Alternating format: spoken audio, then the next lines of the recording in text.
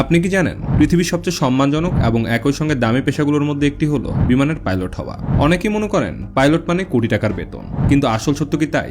আজ আমরা জানবো কোন দেশের পাইলটরা সবচেয়ে বেশি আয় করেন, কেন তাদের বেতন এত ভিন্ন, আর আসলে পাইলট হওয়ার পথ কতটা কঠিন।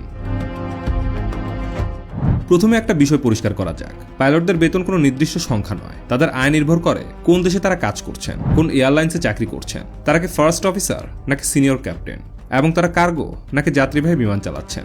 একজন নতুন ফার্স্ট অফিসারের বেতন আর একজন আন্তর্জাতিক লং হল ক্যাপ্টেনের বেতন একেবারেই আলাদা। এখন আসি দেশভিত্তিক বেতনের দিকে। সুইজারল্যান্ড ইউরোপের সবচেয়ে উচ্চ বেতনের দেশগুলোর একটি। এখানে অভিজ্ঞ পাইলটরা বার্ষিক গড়ে $1,70,000 বা তারও বেশি উপার্জন করেন। বাংলাদেশি টাকা এর পরিমাণ প্রায় 2 কোটি টাকা। তবে মনে রাখতে হবে, সুইজারল্যান্ডের জীবনযাত্রার খরচও বিশ্বের মধ্যে অন্যতম বেশি। লুক্সেমবার্গ ছোট দেশ হলেও এভিয়েশন শিল্পে বেশ উন্নত। এখানে পাইলটদের গড় আয় প্রায় $1,45,000। তাই বলাই যায় ইউরোপীয় ইউনিয়নের মধ্যে অন্যতম আকর্ষণীয় বাজার এটি। যুক্তরাষ্ট্র এখানে পাইলটদের বেতন এয়ারলাইন্স ভেদে ব্যাপকভাবে ভিন্ন।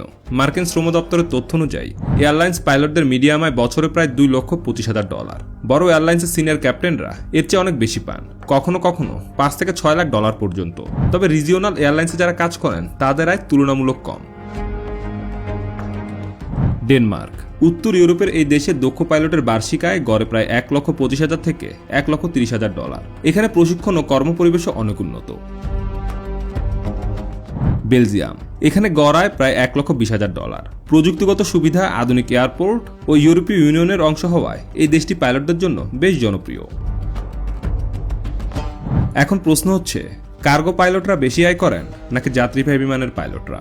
সাধারণত দীর্ঘ রুটে যারা কাজ করেন এবং বিশেষ কার্গো পরিবহন করেন তারা একটু বেশি আয় করেন। তবে বড় যাত্রীবাহী এয়ারলাইন্সের সিনিয়র ক্যাপ্টেনরাও খুব ভালো বেতন পান। আরেকটি প্রশ্ন সবার মনে ঘুরপাক খায়, তাহলে কেন পাইলটদের বেতন এত বেশি?